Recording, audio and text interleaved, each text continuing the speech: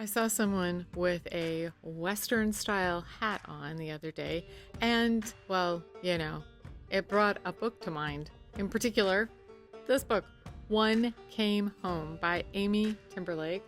And I was drawn in immediately by the setting and also by the, a sister lost, a body found, the truth buried. Dun dun dun. I was totally, I couldn't stop thinking about this book all day. So I thought, of course, why not just do a Book Nook episode about One Came Home. One Came Home by Amy Timberlake. I am not sure if they are at all related to Justin Timberlake. This book is wow. I mean, in this historical fiction adventure mystery with more than a touch of Western feel, you're going to meet Georgie and Agatha. Neither Georgie or Agatha is a typical girl of 1871. Georgie is a sharpshooter with no desire to get married, and her sister dreams of going to college. Agatha runs away with a group of men who are passing through the area to hunt the record-breaking gathering of passenger pigeons that are in the area. This is set in Placid, Wisconsin in 1871. I mean, it's hard to really tell, but there's a bunch of birds. These are the passenger pigeons.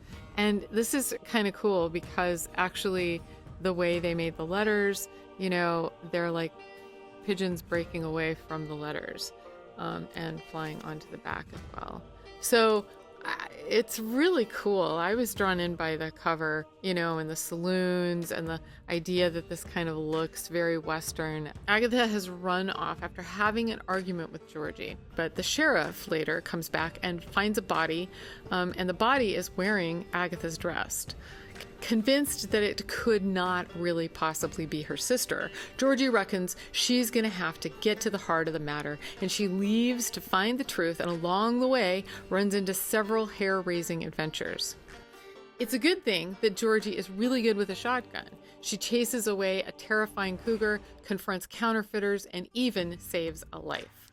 Unfortunately, her quest to discover the truth about her sister only leads to more questions, and can she outwit them all to find the truth and return home? Is she the one who came home? I really enjoyed this book. It's a page turner. Some students have reported to me that they thought it was slow, but I think that's the pace of the narrative. There's sort of an unfolding of events, and that's also part of the suspense. I think it's a great mystery, adventure, and even Western, but I reckon you're going to have to read it for yourself and see what happens. If you've never read a sort of Western style book, I think you're really going to enjoy it. The setting, the characters, the dialogue, the plot draw you right in and keep your attention. So rustle up some time and settle in for some storytelling. I love the start of this, chapter 1. So it comes to this, I remember thinking on Wednesday, June 7th, 1871. The date sticks in my mind because it was the day of my sister's first funeral, and I knew it wasn't her last, which is why I left. That's the long and the short of it. I mean, I love that. It's so great. And that's the opening chapter. So immediately you're kind of drawn in.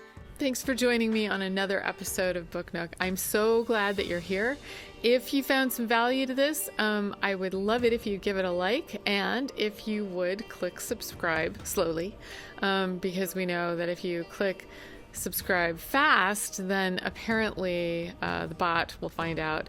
But anyway, I do this because I love talking about books, and I also love, pointing out great books that kids and families might enjoy. So if you found some value to this, I'd love it if you would subscribe. And if you have a Western that you've read that you'd like to share, drop it in the comments. Maybe I've read it, and maybe it's a book that I should focus on getting bookish with.